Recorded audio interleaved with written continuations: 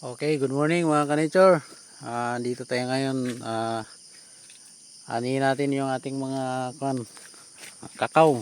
Ito, ang bunga natin mga kakao mga ka-nature. Ayan, dami no.